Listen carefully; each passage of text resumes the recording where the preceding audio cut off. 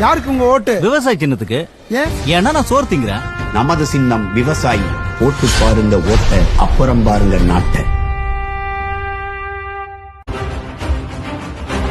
கொலைவாளினை எடடா மிகு கொடியோர் செயல் அறவே. அஸ்ஸலாமு அலைக்கும் ஆஃபிக் பாய். வலைக்கும் அஸ்ஸலாம் வரஹ்மத்துல்லாஹி வபரகாத்துஹு. சொல்லுங்கம்மா, எப்படி இருக்கீங்க? எனக்கு அல்ஹம்துலில்லாஹ். நீங்கள் எப்படி இருக்கீங்க? அல்ஹம்துலில்லாஹ். சரி, இந்த வாரம் ஒரு குட் நியூஸ், நல்ல செய்தி என்னன்னு கேட்டால், அண்ணன் சீமான் அவர்களுக்கு ஒரு கடவுச்சீட்டு கொடுக்கக்கூடிய அனுமதி வந்துருச்சு. ஆமாம், செய்தி பார்த்தேன். உச்சநீதிமன்றம் ஆணையிட்டு இருக்குது 2 வாரங்களுக்குள்ள கடவுச்சீட்டு, புது கடவுச்சீட்டு கொடுக்கணும் அப்படின்ட்டு. கடவுச்சீட்டு கொடுக்க சொல்லி உச்சநீதிமன்றம் உத்தரவு போட்டாலும் நமக்கு ஒரு அச்சத்தை ஏற்படுத்துது. என்ன ஆச்சு அதில் உங்களுக்கு? அதில் என்னென்னா, அண்ணனுடைய பாதுகாப்பில் ஏதாவது குறை ஏற்பட்டு அண்ணன் வெளிநாடுகளுக்கு செல்ல போகும்போது ஏதாவது ஒரு அச்சுறுத்தல் நடந்துருமோ அப்படிங்கிற மாதிரியான ஒரு அச்சம் ஏற்படுது. இல்லை, என்னையை பொறுத்த மட்டுக்கும் இப்போ மற்ற அரசியல்வாதிகள் மாதிரி அண்ணன் இல்லாமல் முழு நேரமாக மக்கள் பணியில் இருக்கிறாங்க. அப்போ தமிழ்நாட்டில் திமுக ஆட்சியில் இருக்கிற தொட்டிக்கும் பிரச்சனைகளுக்கு பஞ்சமே இருக்காது. அப்போ அதில் மக்களுக்காக எடுத்து நிற்க போகும்போது அவங்களுக்கு வெளிநாடு செல்லக்கூடிய அந்த பயணங்கிற நேரங்கள் கம்மியாக தான் இருக்கும். அது முக்கியமான அந்த ஐக்கிய நாடுகளுடைய மாநாடுகள், மக்கள் நீதி, இது மனிதநல மக்கள் சம்மந்தப்பட்ட உள்ள மாநாடுகளுக்கு போகிறதுக்கு தான் வாய்ப்புகள் இருக்குது. இல்லை, எனக்கு கேட்டால் எதுக்கு சொல்ல வரேன்னா, மொழி, இனம், மண் அப்படின்னு பேசக்கூடிய எந்த தலைவனையும் எடுத்துக்கிட்டாலும் அவனையெல்லாம் வந்து ஒரு கும்பல் போட்டு தள்ளுவான் அப்படின்னு அண்ணனே பேசியிருக்காரு. நான் உட்பட அவனுக்கு எதிரி தான் அப்படின்னு அண்ணன் பேசியிருக்காரு. அப்படிங்கிறப்ப அண்ணன் மீது வந்து இப்போ எல்லாருக்குமே காழ்ப்புணர்ச்சி அதிகமாயிருச்சு. ஒன்றிய அரசுக்கு காழ்ப்புணர்ச்சி அதிகமாயிருச்சு. மாநில கட்சியாக இருக்கக்கூடிய இங்கே திராவிட கட்சிகளும் இங்கே அண்ணனுக்கு எதிரியாயிருச்சு. அப்படி இருக்க போகும்போது, எதிரிகள் சூழ்ந்து இருக்க போகும்போது அண்ணனுடைய பாதுகாப்பில் வந்து ஏதாவது குறைகள் ஏற்பட்டு அண்ணனுடைய பயணங்களில் ஏதாவது ஆபத்து வந்துடுமோ அப்படிங்கிற ஒரு அச்சம் தான், வேற ஒன்றும் இல்லை. அண்ணன் உலகம் முழுக்க போகணும், உலக தமிழர்களெல்லாம் பார்க்கணுங்கிறது நமக்கு ஆசை தான். என்ன அப்படி எதிர்மறையாக சிந்திக்க வேண்டியதில்லை. அப்படி இருந்தாலும் கூட உங்களுடைய அச்சத்துக்கு ஏக இறைவன் அவளுக்கு முழு பாதுகாப்பு அளிப்பானாக. கண்டிப்பாக கண்டிப்பாக இறைவனுடைய பாதுகாப்பு அண்ணனுக்கு என்றைக்குமே இருக்கணும். இப்போ அடுத்து வந்து இந்த திராவிட மாடலுடைய லட்சணத்தை வந்து தோல் உரித்து காட்டும் வண்ணமாக டிஎஸ்பி சுந்தர்ரேசன் ஒருத்தர் பார்த்துருக்கீங்களா? அவர் தாங்க இப்போ சமூக வலைதளங்கள் டாக் ஆஃப் திட்டம் ஹீரோவாக இருக்காரு. ரொம்ப ட்ரெண்டிங்காக இருக்காரு. அவர் காவல்துறையாக இருந்தப்போ கூட இவ்வளோ ட்ரெண்ட் ஆகலை. காவல்துறையிலேருந்து அவர் வெளியில் வந்து செய்திகளை வெளியிட போகும்போது தான் அவர் அது எவ்வளோ தான் ஒரு மனிதன் தாங்குவான். இல்லை, அவர் ஒரு வார்த்தை சொன்னார். கோயம்புத்தூர் டிஎஸ்பி விஜயகுமார் மாதிரியோ அல்லது இன்னொருத்த ஒரு லேடிஸு போலீஸு காவல்துறையை பெண்மணியை சுட்டி காமிச்சு இவங்கள மாதிரியோ நான் வந்து தற்கொலையெல்லாம் செய்ய மாட்டேன், எந்த பிரச்சனை வந்தாலும் நான் ஃபேஸ் பண்ணுறதுக்கு தயாராக இருக்கேன் அப்படின்னு ஒரு வார்த்தையை சொன்னார். அப்போது இதுக்கு முன்னாடி இறந்தவங்கள்லாம் காவல்துறையினுடைய மேலதிகாரிகளால் இப்படித்தான் வந்து மன உளைச்சலுக்கு ஆளாகப்பட்டு இறந்து போனார்களா? அப்போ காவல்துறை வந்து எந்த லட்சணத்தில் இந்த நாட்டை பாதுகாக்குது, மக்களை பாதுகாக்குது? இப்போ சமீபத்தில் அஜித்குமாருடைய கொலை வழக்கு, லாக்அப் டெத்து, இது எல்லாத்தையும் பார்க்க போகும்போது காவல்துறை உண்மையாலுமே மக்களுக்கானதா இல்லை யாருக்கானது?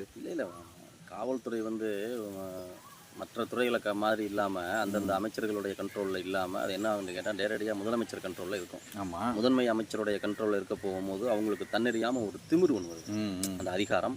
அப்போ முதலமைச்சருடைய நேரடி கட்டுப்பாட்டில் இருக்கிறோம் அப்படிங்கிற போகும்போது அவங்க நினைச்சாலுமே கூட அவங்க நியாயத்தின் பக்கம் நிற்க முடியாது. ஏன்டா யார் மேலே குற்றம் இருக்குது, யார் மேலே குற்றம் இல்லைங்கிறத பொறுத்து மேலிடத்துலேருந்து தகவல் வரப்போகிறதில்ல. வேண்டியவர்கள், வேண்டாதவர்கள், விருப்பமானவர்கள், விருப்பம் இல்லாதவர்கள்ங்கிற கான்செப்டில் தான் அது வரப்போகுது.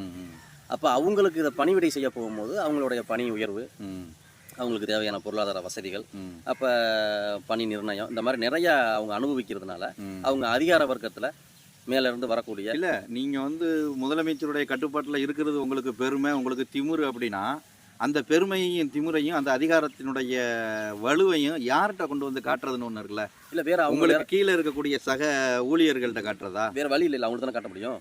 மேலே அவங்களுக்கு மேலே உள்ள உயர் அதிகாரிகள்ட்ட காட்ட முடியாது. அப்படி என்ன உங்களுடைய அதிகாரத்தை கீழே உள்ளவங்கள்ட்ட காட்டணுங்கிற அதிகாரம் உங்களுக்கு என்ன? அப்படி என்ன ஒரு சைக்கோத்தனம் அது? அது மனநோயா? அதுதான், அது வந்து தலைவன் எவ்வளியோ தொண்டன் அவ்வளிங்கிற மாதிரி கோணு எப்படியோ அப்படித்தான் குடி. அப்போ ஒரு அரசினுடைய முதன்மை அமைச்சர் வந்து என்ன மாதிரியான மனப்பாங்கில் இருக்கிறாரோ, என்ன மாதிரியான மனப்பக்குவத்தில் இருக்கிறாரோ அதை தான் அந்த அரசு ஊழியர்களில் கடத்தப்பட்டு வரும்.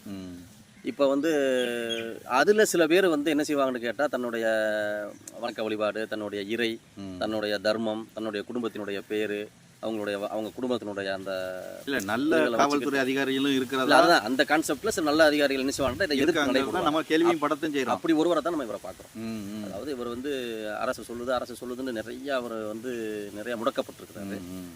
அந்த முடக்க அந்த உள்ள சக்தி வெளிப்படுத்தினா ஆனா இந்த டிஎஸ்பி சுந்தரேசன்ங்கிறது வந்து பழி வாங்கப்பட்டிருக்காரு அப்படிங்கிறது நல்லா ஆமா தெரியுது. பணி இடம் மாட்டியிருந்தாங்க, மாட்டியிருப்பாங்க போல. மாற்றி இப்போ ஏதோ ஒரு துறையில் போட்டுருக்காங்க. போட்டு அதில் வந்து அவர் டாஸ்மார்க்லையா இல்லை ஏதோ ஒரு துறையில் மறுபடியும் அவர் நேர்மையா இருந்த சகாயம் ஐஏஎஸ் இப்படி தான் சாராய வழக்கு இதில் தான் போட்டாங்க, துறையில தான் போட்டாங்க. இதே மாதிரி இவரையும் இந்த மதுத்துறையில தான் போட்டிருக்காங்க. அப்போ இப்படியும் நேர்மையானவர்கள்லாம் வந்து இப்படி பழிவாங்கப்படுதலும் பணியிட மாற்றம் செய்யப்படுதலும் இது தொடர்ந்துச்சுன்னா நாட்டுக்கு நல்லதா, நாட்டு மக்களுக்கு நல்லதா? இல்லை அப்படி இல்லை. அது இப்போ நேர்மையான அரசு நடக்க போகும்போது டிஎஸ்பி சுந்தரேசனை ஒரு காவல் அதிகாரி, காவல்துறையில் பணியாற்றக்கூடிய சக அதிகாரி ஒருத்தர் பார்க்குறாரு, நாளைக்கு நம்மளையும் இப்படித்தான் பண்ணுவாங்களோ, நேர்மையா அப்படி நினைக்க மாட்டாங்க. ஏன்னு கேட்டால் இவர் நேர்மையாக இருக்கிறதுனால அதை விட்டுட்டு அவர் எதிர்நடை போடுறாரு. எல்லா அதிகாரிகளும் நேர்மையாக இருப்பாங்கன்னு சொல்ல முடியாதுல்ல. அது அரசுக்கு இணங்கி போய் தன்னை சாதிச்சுக்கிற, தன்னுடைய பதவிகளை உயர்த்திக்கிற எத்தனையோ அதிகாரிகளுக்கு தானே செய்கிறாங்க. எத்தனையோ அதிகாரிகள் இருக்கிறாங்கல்ல. அப்போ அது மாதிரி அந்த அதிகாரிகளுக்கு இது பெரிய உறுத்தலாக இருக்காது. நேர்மையும் உண்மையுமாக காலையில் எந்திரிச்சு தன்னுடைய இறையை வணங்கிட்டு தன் பிள்ளைகளோட சந்தோஷமாக வாழ்ந்துட்டு மக்களுக்கு பணி சேர்ந்து வரக்கூடிய நேர்மையான அதிகாரிகள் இருக்கிறாங்கல்ல, அவங்களுக்கு இது நெருடலை கொடுக்கும். அந்த நெருடனுடைய வெளிப்பாடு தான் இந்த அதிகாரி. இப்போ வந்து ஐயா காமராஜர் அவர்களை பற்றி திருச்சி சிவா அவர்கள் வந்து ஒரு விளக்கம் ஒன்று சொன்னார். இந்த நாட்டையும் ஜனநாயகத்தையும் நீந்தப்பா காப்பாற்றணும் அப்படின்னு சொல்லிட்டு காமராஜர் கடைசி காலத்தில் இறப்பதற்கு முன்னால் ஐயா கலைஞர் கருணாநிதியிட்ட வந்து சொன்ன விஷயம் அப்படின்னு சொல்லிட்டு, அது வந்து மிகப்பெரிய ஒரு முதல்ல அண்ணாட்ட இருந்து வாங்கின இரவல் வாங்கின இதயத்தை திருப்பி கொடுக்க வந்தோம்னு ஒரு உருட்டு விட்டுனாங்க. சரி, இப்போ அதை விட்டு இங்கே காமராஜருக்கு வந்துட்டாங்களா? காமராஜருக்கு வந்துட்டாங்க. காமராஜர் அவ்வளோ கேலி கூத்தி பண்ணிவிட்டு அவ்வளோ அநாகரிகமாக அசிங்கப்படுத்தி விட்டு கடைசியில் காமராஜரே வந்து இவரை பற்றி இவர்கிட்ட வந்து சொன்னாரா, நாட்டையும் ஜனநாயகத்தையும் நீதப்பா பாதுகாக்கணும் அப்படின்னு சொன்னாராம். நம்ம திருச்சி வேலுச்சாமி மாமா அவர்கள் வந்து இப்போ இந்த பிரச்சனையை விடுறதாவே தெரியல. திருச்சி சிவா வந்து அதை மன்னிப்பு கேட்குறதாகவும் தெரியல. இல்லை மாமா வேலுச்சாமி வந்து எப்படின்ட்டு கேட்டால் அவர் சில சமயங்களில் வந்து கரெக்டான விஷயங்களில் அவர் வாழ்ந்த காலகட்டங்களில் உள்ள வரலாற்று உண்மை சம்பவங்களை உடச்சி பேசிடுவாங்க. யாருக்காகவும் அவர் மறைச்சி பேச மாட்டாப்புல. அவருடைய பேட்டிகள்லாம் பார்த்தீங்கன்னாலே ரொம்ப தெளிவாக நிறைய விஷயங்களை சொல்லுவாங்க. நிறைய விஷயங்கள் வந்து சாமானிய மக்களுக்கு தெரியாத விஷயங்களையும் நிறையா அவர் கூறுவார். அந்த மாதிரி கான்செப்டில் பார்த்தீங்கன்னா இப்போ இது வந்து எந்த ஒரு அரசியல்வாதிக்கும் இந்த கோவம் வரதானே செய்யும். ஆமாம் ஆமாம். காமராஜருடைய அரசியல் மக்கள் நலப்பணி எங்கே இருக்குது, கருணாநிதியினுடைய அரசியல் மக்கள் நலப்பணி எங்கே இருக்குது, அவர் கொண்டு வந்து தமிழ்நாட்டை இவர்கிட்ட கையளிச்சிருக்கிறார் அப்படின்னு சொன்னால் அது எப்படிப்பட்ட ஒரு உண்மையான அரசியல்வாதி அப்படிங்கிற அடிப்படையில் ஒரு காமராஜர் நேசிச்சவன் அப்படிங்கிற அடிப்படையில் திருச்சி வேலுச்சாமி வந்து கோவப்படுறதுல வந்து நியாயம் இருக்கு. கலைஞரையும் காமராஜரையும் நேர்கோட்டில் நிப்பாட்டக்கூடாது. கொள்கை முரண் மட்டும் இல்லை, எதிரெதிர் துருவங்களில் பயணிச்சவங்க. அவர் நேர்மையின் மறுவடிவம், இவர் ஊழலின் மறுவடிவம். இல்லை அவர் காமராஜர் இறந்து போய் அவர் வீட்டுக்கு வந்து அதிகாரிகள் வர்றாங்க. அதிகாரிகள் வந்து பார்க்க போகும்போது சொற்ப அளவு உள்ள ஒரு பணமும் இருந்ததாக சொல்லி இப்போ இந்த பிரச்சனைக்கு ஒரு முடிவு. இவன் செத்து போய் 60 கோடி ரூபாய் 70 கோடி ரூபாய்க்கு பேனா வைக்கக்கூடிய சிச்சுவேஷன் இருக்கு. ஆமா கலைஞர் அதுதான் சொல்றேன், இது ஊழலின் மறுவடிவம், இது எளிமையின் மறுவடிவம் அப்படிங்கிறேன். சரி, இப்போ இந்த பிரச்சனைக்கு நம்ம காணொலி மூலியமா ஒரு முடிவு கட்டுவோம். இப்போ காமராஜர் வந்து கலைஞர்கிட்ட சொன்னார்னே வச்சுக்கிருவோம், ஜனநாயகத்தையும் நாட்டையும் நீதப்பா பாதுகாக்கணும் அப்படின்னு. அது நீங்க வச்சுக்கிறீங்க, நான் எதிர்க்கிறேன், அதுக்கு வாய்ப்பு இல்லை. இருந்தாலும் நீங்க சொல்லுங்க. அதை கலைஞர் அவர்கள் செஞ்சாங்களா? நாட்டையும் இந்த ஜனநாயகத்தையும் பாதுகாத்தாங்களா? எப்படி பாதுகாப்பாரு? சொன்னதை செய்யணும்ல. ஒரு மிகப்பெரிய ஒரு தலைவர் உயில் கொடுத்துட்டு போயிருக்காரு, இந்த நாட்டையும் ஜனநாயகத்தையும் நீதப்பா பாதுகாக்கணும்னு சொல்லிட்டு போயிருக்காரு. சரி, சொன்னாருன்னே வச்சுக்கிருவோம். அதை கலைஞர் செஞ்சாரா? ஏங்க கலைஞர் மேடைகள்லையே, கலைஞர் அரசியல் நிகழ்வுகள்லையே, முதலமைச்சராக இருக்கும் காலகட்டங்களையும் சரி, முதலமைச்சராக இல்லாத காலகட்டங்களையும் சரி, அரசு இருக்கிறதானே காமராஜர் படங்களே தவிர்க்கப்பட்டிருக்குங்க. அண்ணா படம் தாங்க முன்னிறுத்தப்பட்டிருக்கு. அப்புறம் எப்படி காமராஜரையே ஏற்றுக்கிறாதவர் எப்படிங்க காமராஜருடைய தத்துவத்தையும் தாத்பரியத்தையும் ஏற்றுக்கிறாரு? அவர் சொல்ல எப்படி நிறைவேற்றுவார்? அண்ணாவை அவங்க முன்னிறுத்துறாங்கண்டா, அண்ணா வேற்றுமொழி பேசக்கூடியவர்களால அதை முன்னிறுத்துறாங்க. காமராஜர் அப்படி இல்லை, அவர் தமிழ் மண் சார்ந்தவர்கள்னால அவர் நிராகரிக்கிறார். மேடையிலே கலைஞரை புகழனுங்கிறதுக்காக வேண்டி என்னத்தையாவது வாயில வந்து பேசி விட்டுறாங்க. இது எதிர்கால தலைமுறைக்கு எந்த விதமான பாதிப்பை ஏற்படுத்துங்கிறது அதுக்கு தான் நம்மள மாதிரி ஊடகங்கள் அதை பட்ட வெளிச்சம் போட்டு காட்டுறோம்ல. இது இப்படி இருக்கு நம்ம நிறைய ஊடகங்கள் பேசுறாங்க, நிறைய தலைவர்கள் பேசுறாங்க. நம்மளை போன்ற வளர்ந்து வர காமராஜர் சொல்லலை, அப்படியே சொல்லியிருந்தாலும் கலைஞர் அதை செய்யலை. முடிஞ்சு இந்த பிரச்சனையை இதோட பார்த்துக்குருவோம். அவங்க மன்னிப்பு கேட்குறாங்க, கேட்கல. ஆனால் திருச்சி மேல் வேலுச்சாமி மாமாவுடைய கோபம் நியாயமானது. ஓகே, இப்போ அடுத்து நம்ம இவர் விஜய் அவர்களுடைய ஒரு மாநாடு ஒன்று சேலத்தில் இப்போ சமீபத்தில் நடந்துச்சு, ஒரு பொதுக்கூட்டம், கொள்கை விளக்க பொதுக்கூட்டம். அதில் ஆதவ அர்ஜுனா என்ன சொல்றாரு, குர்ஆன் மீது ஆணையாக நாங்கள் பிஜேபி கிட்ட கூட்டணி வைக்க மாட்டோம். ஆமாம், ரொம்ப உணர்ச்சி வசமாக பேசியிருந்தாரு. குர்ஆன் மீது ஆணையாகன்னு பேசியிருந்தாரு. அது யூஸ்வலான பேச்சாக இருந்திருந்தா எப்படி பேசியிருக்கணும் அப்படின்ட்டு கேட்டால், சிறுபான்மை மக்கள் அப்படிங்கிற கான்செப்டில் தான் அதை பேசியிருக்கணும். ஏன்னா இந்த நாட்டில் வந்து இஸ்லாமிய மக்கள் என்னென்ன இன்னல்களுக்கு ஆளாகிறாங்களோ அதே மாதிரி கிறிஸ்தவ மக்களும் ஆளாகிறாங்க, அதில் மாற்ற கருத்து இல்லை. இஸ்லாமிய மக்கள்கிட்ட ஒரு போராட்ட குணங்கள் இருக்குது, அவங்க இயக்கங்கள் கட்டி வச்சிருக்கிறாங்க, கொடிகள் இருக்குது, கட்சிகள் இருக்குது, அந்த மாதிரி அவங்க பண்ணுறாங்க. பட் ஆனால் கிறிஸ்தவ மக்கள் அப்படி அதை செய்கிறது இல்லை. அவங்க வணக்க வழிபாடுடன் இருக்கிறாங்க. ஜனநாயக கட்டமைப்பில் ஒரு அதிகாரத்தை செலுத்துகிற இதில் இல்லை அவங்க. அப்புறம் ரெண்டு பேரையும் சம தராசில் வச்சு தான் அந்த பேச்சு இருந்திருக்கணும். அதை விட்டுட்டு பைபிள் மீது ஆணையாக, குர்ஆன் மீது ஆணையாக, அது எலெக்ஷன் வர்றதுனால அதை சிறுபான்மை மக்களுடைய அந்த இஸ்லாமிய மக்களுடைய அந்த உணர்வுகளை பிரதிபலிக்கிற மாதிரி பேசியிருக்கிறாரு. இன்னைக்கு அதாவது ஒரு அவங்க வந்து நாம் தமிழர் கட்சியா டிவிகேயான்னு ஒரு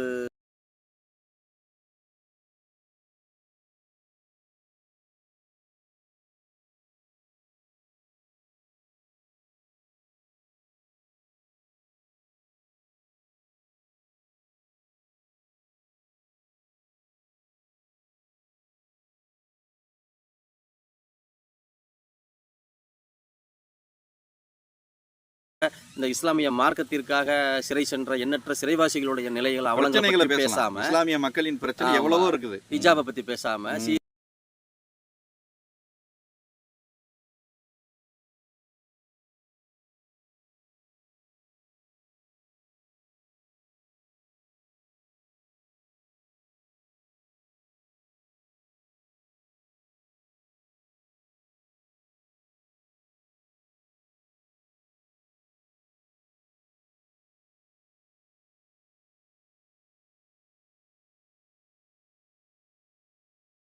அவருக்கு நேரடியாக போய் பார்த்து உதவிச்சிருக்கிறாங்க. அப்படி சில விஷயங்கள் அப்படி பண்ணிட்டு வர்றாங்க. எனக்கு தெரிஞ்சு தமிழகத்தினுடைய வரலாற்றுலயே 20 நிமிஷத்துல இது கண்டன ஆர்ப்பாட்டம் செஞ்சது விஜய் அவர்கள் தான்.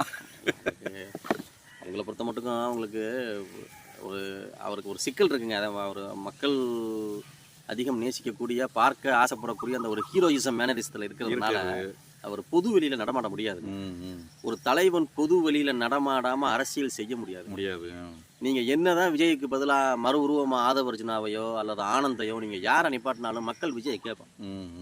என் தலைவன் எங்கன்னு கேட்பான்ல. எத்தனை தடவை நம்ம சீமானனை பாக்குறோம், எத்தனை தடவை நம்ம புகைப்படம் எடுக்கிறோம்.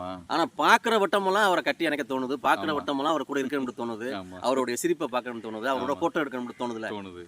அதுதான் ஒரு தலைவனுக்கும் இருந்தாலும் நம்ம உணர்வுகளை கட்டுப்படுத்தி அப்ப அது வந்து தவிர்த்துறோம். ஆமா, அண்ணனே கூட சொல்லுவாங்க, டே எத்தனை போட்டோட எடுப்பீங்க அப்படிலாம் கேட்பாப்ல. அண்ணன் எத்தனை போட்டோ எடுத்தாலும் தகும்லனே அப்படிங்க போகும்போது, அப்ப தலைவன் வந்து ஒரு தொண்டன் வந்து ஒரு தலைவனை கேட்பான். அந்த கேட்க போகும்போது வந்து நிக்கக்கூடிய ஸ்தானத்துல விஜய் இல்ல. அது விஜய் இல்லைன்னா அவரை நம்ம குறை சொல்லல, அவர் வந்த பாதை வந்து அவரை சிரமப்படுத்து. அதனால அவங்க நிறைய சட்ட சிக்கல்களை சந்திப்பாங்க. கட்சிக்கு அதுவே, அதாவது கட்சி உருவாறதுக்கு எது காரணமாக இருந்ததோ அதுவே கட்சியினுடைய பின்னடைவுக்கும் காரணமாக இருக்கும். டிவிகே பொறுத்த மட்டும் எப்படி சரி செய்றாங்கன்னு பார்ப்போம். இப்போ அவர் வந்து விஜயுடைய நோக்கம் ஃபுல்லா இஸ்லாமிய மக்களுடைய வாக்குகளை வந்து வேற எந்த கட்சிக்கும் போக விடாம தடுக்கிறாரோ அப்படிங்கிற ஒரு எண்ணம் எனக்கு தோணுது. எப்படின்னா, எந்த மேடையில பார்த்தாலும் ஒரு மஞ்சள் கலர் ஸ்கார்ஃப் போட்ட ஒரு இஸ்லாமிய பெண்ணை நிப்பாட்டிடுறாரு. அதே சமயத்துல வக்ஃபு வேற எந்த பிரச்சனைகளுக்கும் தலையிடாம வக்ஃபு பிரச்சனைக்கு வந்து ஒரு இது போட்டு வச்சிருக்காரு, வழக்கு தொடுத்து வச்சிருக்காரு. அதே சமயத்துல குர்ஆன் மீது ஆணையாக அப்படிங்கிறாரு. இஃப்தார் நிகழ்ச்சி நடத்தினாங்க. இஸ்லாமியர்களை ஃபோக்கஸ் பண்ணியே அவருடைய பார்வை போகுது. இதனுடைய நோக்கம் என்னங்கிறது எனக்கு முழுமையா புரிய மாட்டேங்குது. அது இயற்கையா அமையுது. அப்படி திட்டமிட்ட செயல்முறை எனக்கு தெரியல, இயற்கையா அமையுது. எப்படி அமையுதுன்னு கேட்டா, அவர் கட்சி ஆரம்பிச்ச காலங்கள்ல இருந்து கிறிஸ்தவ சம்பந்தப்பட்ட அல்லது அவர் இதுவரைக்கும் கிறிஸ்தவர்களை பத்தி வாயவே திறக்கலைங்க. நம்ம பேசிக்கிட்டோம், கிறிஸ்தவர்களுக்கு ஏகப்பட்ட பிரச்சனைகள் இருக்குது, அதிகாரம் இல்லாத மக்களா இருக்காங்க, பழைய பிரச்சனைகள், இடஒதுக்கீடு பிரச்சனைகள் இருக்கு, அவங்களுக்கு உண்டான வழிபாட்டு இடிப்புகள் நிறைய நடக்குது. அது இப்ப ஒரு கட்சி ஆரம்பிச்சதுக்கு அப்புறம் உள்ள நிகழ்வுகள் ஒன்னும் ஹாட்டா இல்ல, அதனால அவர் கையில் எடுக்காம இருக்காரு. வந்தா அவங்களுக்கும் சொல்லணும்ல, அவரு இன்னொன்னு அவரும் அந்த சமூகத்தை சார்ந்தவரா இருக்காரு. அப்ப இஸ்லாமியர்கள், கிறிஸ்தவர்கள், ஏனைய தமிழ் மக்கள் எல்லோருக்குமான ஒரு அரசியலை தான் நான் முன்னெடுத்து வர்றேங்கிறத சொல்லணும்ல. அது அவர் சொல்லுவாரு. பட் ஆனா இது வந்து ஆதவ அர்ஜுனா குர்ஆன் மீது சத்தியம் விட்டு சொன்னதுனால அது இல்ல. சில பேர் சொல்றது திமுகவினுடைய ஸ்லீப்பர் செல்லு தான் விஜய், திமுகவினுடைய பி டீம் தான் விஜய்னு சில பேர் சொல்லியிருக்காங்க. நம்ம காணொலியிலையும் அதை பதிவு செஞ்சிருக்கோம். இருக்கு அப்படியும் நிறைய பேர் செய்தி சொல்றாங்க. சில பேர் வந்து அவர் கட்சி ஆரம்பிச்சது அது உறுதிப்படுது. இந்த செயல்பாடுகள் மூலமாக திமுகவுக்கு தான் இஸ்லாமியர்கள் வாக்கு செலுத்துறாங்கிறத நல்லா தெரிஞ்சுக்கிட்டு இஸ்லாமியர்களுடைய வாக்கை திமுகல இருந்து பிரிக்கணும். அதே சமயத்தில் அது வேற யாருக்கும் போயிடக்கூடாது, நமக்கு வரணும் அப்படின்னு திமுக நினைச்சிருக்கலாம். ஏன்னா திமுகவுடைய அதிருப்தி இஸ்லாமியர்கள் மீது இருக்குல்ல. அப்போ அந்த அதிருப்தியை சீமான் பக்கமோ வேற கட்சிகள் பக்கமோ திருப்பிடக்கூடாது. அதனால திமுக என்ன செய்த, விஜய் நீங்க போய் அந்த ஓட்டுகள் எல்லாம் மடமாத்திருங்க அப்படின்னு செய்யறாங்க. அதனால வந்து ரெண்டு பேத்துக்குமே பாதிப்பு தான். அவங்க வந்து தனக்கு உண்டான எதிரியை தானே வளர்க்கறதுங்கிறது வந்து அது என்ன மாதிரியான அரசியல் அப்படின்ட்டு எனக்கு புரியல. அப்படி சில பேர் கருத்து விமர்சனம் வைக்கிறாங்க. சில பேர் திமுகவை எதிர்க்கிறதுக்காகவே தான் வந்து விஜய் கட்சி ஆரம்பிச்சாரு அப்படிங்கிற மாதிரியும் கருத்துக்கள் நிலவத்தான் செய்யுது. திமுக எதிர்க்கிறீங்க சரி, திமுக என்ன செய்யுதுங்கிறது சொல்ல மாட்டேங்கிறீங்களா? திமுகவுடைய இஷ்யூ பேசணும்ல. இல்ல அதுதான் அங்கதான் இருக்கு. ஒரு கொள்கை நிறைந்த ஒரு முற்றும் தெரிந்த ஒரு தலைவன் ஒரு அணியை வழிநடத்தி செல்வதற்கும் சந்தர்ப்பத்தின் சூழ்நிலையில வந்து மாட்டிக்கொண்டு ஒரு தலைவனை வந்து கட்சி ஆரம்பிச்சு நடத்துறதுக்குள்ள வித்தியாசங்கள் அதானே. உணர்வுகள் வெளிப்பாடுங்கிறது வேற, ஆரம்பிச்சுட்டு அப்புறம் பார்த்துக்குருவோம் அப்படிங்கிறது வேற. இப்போ நம்ம நாம் தமிழர் கட்சியெல்லாம் பார்த்துட்டீங்கன்னா அது வழியாக வந்தது. பல பேர் தூக்கி சுமந்ததை வந்து இப்போ அண்ணன் சுமக்கிறாங்க. இப்போ நம்ம திருட்டு திராவிடம்னு நிறைய பேசியிருக்கோம். அண்ணனே நிறைய மேடைகளில் பேசியிருக்காங்க. சாட்டை துரைமுருகன், இடுமாவனம் கார்த்திக், நாம் தமிழர் கட்சியில் இருக்கக்கூடிய முக்கியமான முன்னணி பேச்சாளர்கள் எல்லாருமே திருட்டு திராவிடம்னு பேசியிருக்கோம். இப்போ கிட்னி திருடன் திராவிட ஆனந்தன் ஒரு விஷயம் கேள்விப்பட்டீங்களா? ஆமாம், பார்த்தேன், அதையும் பார்த்தேன், சமூக வலைதளத்தில் பார்த்தேன். என்ன வடிவேல் காமெடி ஞாபகம் வருதா? ஆமாம், கூப்பிட்டு கிட்னியை திருடின கதை தான் நமக்கு ஞாபகத்துக்கு வருது. இல்லை இது வந்து எப்போவுமே இது நம்ம முழுமையாக வந்து அவர் திராவிடர்னு பேர் வச்சுக்கிட்டதுனால அவர் திராவிடர் தானா, அவர் திமுகவுடைய பிரமுகர் தானா அப்படின்ட்டுலாம் இல்லை. நம்ம அதுக்கு போகல. அவர் பேர் திராவிட ஆனந்த். ஆனால் அதுக்கு திராவிடங்கிற பேரு நாமளும் சொல்லல. ஆமாம், திராவிடங்கிற பேரு முன்னோட்டா இல்லாமல் இருந்தாலும் கூட ஆனந்த் அவர் பேரு வெறும் ஆனந்த் அப்படின்ட்டு கூட திராவிடம்ங்கிறது முன்னோட்டா இல்லாம இருந்தாலும் கூட திராவிட ஆட்சியில நடக்க போகும்போது அது ஆட்சி மேல தான் விழுகும். அது திராவிட ஆட்சி மேலதான் அந்த எத்தனை எவ்வளவு பிரச்சனைகள் விடிஞ்சா கொண்டா நம்மளே டெய்லியும் பேச முடியாது காணொலி. அதனாலதான் நம்ம வாரத்துல ஒரு நாள் பேசுறோம் எல்லா பிரச்சனைகளையும். அவரே சொல்லிட்டாருங்க, கட்சியினுடைய தலைவரே சொல்லியிருக்காருங்க. 1,00,000 பிரச்சனைகளுக்கு நாங்க அனுமதி கொடுத்துருக்கோம்னா கருணாநிதி ஸ்டாலின் அவரே சொல்றாரு, எனக்கு நைட்டு படுத்துட்டு காலையில் எந்திரிச்சா ஒரே பயமாக இருக்குது, என்ன பிரச்சனை நம்ம ஆளுக்கு பண்ணி வச்சுருக்காங்கன்னு தெரியலையே அப்படின்ட்டு. அதாவது பிஜேபி கையில் யதார்த்தமாக ஆட்சி சிக்கின மாதிரி திமுக கையில் யதார்த்தமாக ஆட்சி சிக்கிருச்சு. இல்லை அதுதான், இது ஒரு விபத்து தானே. திமுக வந்து ஆட்சிக்கு வந்தது ஒரு விபத்து தான். அது நிறைய காரணிகள் இருக்குது, பட் ஆனால் ஒரு விபத்து தான். அதனால அந்த விபத்தினால் பிரசவிக்கப்பட்ட குழந்தை வந்து கொஞ்சம் தட்டு தடுமாறி தான் எந்திரிச்சு வரணும். ஆனால் இந்த குழந்தை வரக்கூடாது. ஏன்னா இந்த குழந்தை ஏற்கனவே வந்ததும் இல்லை. தொடர்ந்து ஆட்சிக்கு திமுக வந்து 2வது முறை ஆட்சி அமைச்சதா சரித்திரமே கிடையாது. ஏன்னா அதுக்கு காரணம் இதுதான் போல. திமுக ஆட்சிக்கு வரும்போதெல்லாம் இவ்வளவு மக்கள் பிரச்சனைகள் அதிகமாகும் போல. இல்லை எப்பவுமே கடந்த ஆட்சிகளை நம்ம எடுத்து பார்த்தாலும் கூட திமுக அப்படின்றாலே அராஜகம், கொலை, கொள்ளை, கற்பழிப்பு, சட்ட ஒழுங்கு பிரச்சனை, ஜாதிய பிரச்சனை, ஜாதிய தலைவர்கள் வந்து கொல்லப்படுறது, இது எண்ணற்ற விஷயங்கள் நடந்திருக்கு. அதுக்கு இந்த நடப்புல இருக்கிற இந்த 5 வருட முத்துவேல் கருணாநிதி ஸ்டாலின் அவருடைய தலைமையில் நடக்கக்கூடிய இந்த 5 வருடம் வந்து முத்தாய்ப்பா இருக்கு. நிறைய கொலைகள், நிறைய கற்பழிப்பு, நிறைய சட்ட ஒழுங்கு பிரச்சனைகள், நிறைய மக்கள் விரோத செயல்கள், நிறைய ஊழல், சந்தேகம் தான். அடுத்த முறை வந்து திமுக ஆட்சி அமைக்கிறது சந்தேகம் தான். ஆனா அதிமுகவும் வரக்கூடாது. அண்ணனுக்கான எதிர்காலத்தை மக்கள் கொடுக்கணும். இல்லை அதுதான் இப்போ நம்ம அதுதான் திராவிடத்தினுடைய வீழ்ச்சி தானே தமிழ் தேசத்தினுடைய எழுச்சி. அப்போ நம்ம அவங்கள வீழ்த்தணும்னு நினைச்சு நம்ம களத்தில் நின்றாலும் கூட ஊடகம் எதை ஃபோக்கஸ் பண்ணுதுன்னா திமுகமான அதிமுகவுக்கு போங்க, அதிமுகமான மக்கள் கவனிக்கிறதே இல்லைங்க. நம்ம பொறுப்படுத்துறது வந்து பொதுமக்கள் அரசியல் அறியாமையில் இருக்க ஜனநாயக ஆயுதம்னு பேசப்பட்ட ஒரு நாட்டின் ஆட்சியை பேனா முனையில் மாற்றப்பட்ட தலைகீழான மாற்றத்தை சமுதாயத்தில் கொண்டு வர்றதா இருந்தால் அதுக்கு முழு தகுதியும் முழு தன்மையும் அதுக்கு உள்ள ஒரே ஒரு கட்டமைப்பு அந்த மீடியா கட்டமைப்பு தான். அது தமிழ்நாட்டில் சிதைஞ்சு மக்கள் அதை வெறுத்து ஒதுக்கி எது உண்மை எது பொய் என்று தெரியாத வண்ணம் இந்த ஊடகம் மாறி போனதுனால மக்கள் ஊடகத்தை நம்புறதில்ல. நீங்க ஒரு சின்ன ஒரு பொய்யான தகவலை உண்மை மாதிரி நீங்க இன்ஸ்டாகிராம்ல எடுத்து போடுங்க, மக்கள் அதுக்கு 1000 லட்சத்துக்கு மேல அதுக்கு லைக் பண்றாங்க, நம்புறாங்க. அப்படின்னா சமூக வலைதளத்துக்குள்ளதான் மக்கள் புலங்குறாங்க. அது ஒண்ணுமே இல்லைங்க. அது அது அது ஒரு பெரிய விஷயமே இல்லை. அப்போ வந்து திமுகவாக இருந்தாலும் அதிமுகவாக இருந்தாலும் இந்த தடவை வீழ்ச்சியை சந்திக்கிறது உறுதி. கட்டாயமா அதில் வந்து எந்த மாற்றமும் இருக்காது. இப்போ நம்மளும் அதை எதிர்பார்க்கிறோம். நிறைய மக்கள் குரல்கள் நம்ம காதில் கேட்குறோம். அதாவது சும்மா இந்த திமுக பரம்பரை திமுகன்னு சொல்லிக்கிட்டு சில பைத்தியக்காரங்க ஊருக்கு 10 பேர் திரிவாங்க பாருங்க. அவங்கள விட்டுருங்க. அவன் அந்த வாங்கின வேட்டி சட்டைக்கு நியாயம் பண்ணுறதுக்காகவும் அந்த 2000 ரூபாய் எலெக்ஷன் சமயத்தில் வருமைங்கிறதுக்காக அவன் குழுக்கிட்டு திரிவான். பட் ஆனால் சமூகத்தில் மக்கள் அன்றாட பிரச்சனைகளை அனுபவிக்கிறாங்கல்ல, மின் தட்டுப்பாடு, அவங்க தான் மெஜாரிட்டி. அவங்களோட இது வந்து என்ன ஆட்சி பண்ணுறாங்க அப்படிங்கிற மாதிரி தான் ஒரே புலம்பலாக இருக்குது. அந்த புலம்பல் நம்ம காதில் விழுகுது. இப்போ மக்கள் வந்து அதை சாமானிய மக்கள் கையில் எடுத்துட்டாங்கன்னா மாற்றம் உறுதி தானே. எனக்கு என்ன தோணுதுன்னா, ஜெயலலிதா அம்மையார் ஒரு தடவை முதலமைச்சராக இருக்க போகும்போது விஜயகாந்த் அவர்கள் எதிர்க்கட்சியானாங்க. அப்படி ஒரு வேளை அண்ணன் சீமான் அவர்கள் எதிர்க்கட்சியாகி எடப்பாடி அவர்கள் ஒருவேளை முதலமைச்சர் ஆனாலும் இப்படி ஒரு காலம் வந்து கொண்டு வந்து நிப்பாட்டுமோ, திமுக ஓரம் கட்டப்படுமோ? அது எந்த வருஷம்? 2016? ஆமாம். அது மாதிரி நடக்குமோன்னு எனக்கு ஒரு யூகமாக தோணுது. இல்லை, அது திமுகவுக்கு நீங்கள் சொல்கிறது நான் ரிவர்ஸில் தான் நான் பார்க்குறேன். அதாவது திமுக ஆட்சியிலையும் அண்ணன் சீமான் எதிர்க்கட்சியாகவும் இருக்கணும்.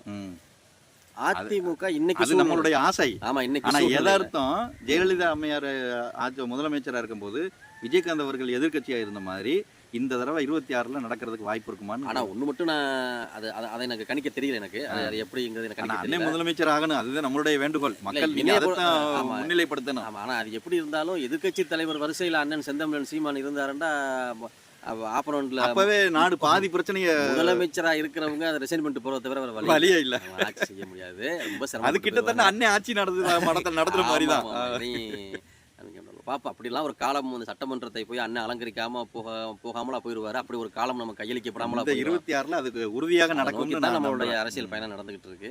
மக்களை கொஞ்சம் கொஞ்சமா அரசியல் படுத்தி அப்படியே ஒரு காலத்தை நம்ம ஆய்வுக்குள்ள பார்த்துச்சு. நம்ம வந்து உதயநிதியை முதலமைச்சர் ஆக்கிட்டு போகணுங்கிறதால நம்மளுடைய கனவு அது இல்லை. தமிழ் தேசிய குடிமகனை, நேர்மையான ஆட்சியாளனை, ஒரு மக்களுக்காக தன் வாழ்வியலை இழந்த ஒரு கொள்கை உள்ள மேதகு பிரபாகரன் அவர்களுடைய அரசியலை தூக்கி சுமக்கிற ஒரு தமிழ் குடிமகனாக செந்தமிழன் சீமான் அவர்கள் முதலமைச்சர் ஆகக்கூடிய அந்த நிகழ்வை காணாமல் நாம் அறிவிக்க போவதல்ல. நம்ம சமகாலத்திலேயே அது நடக்கும்.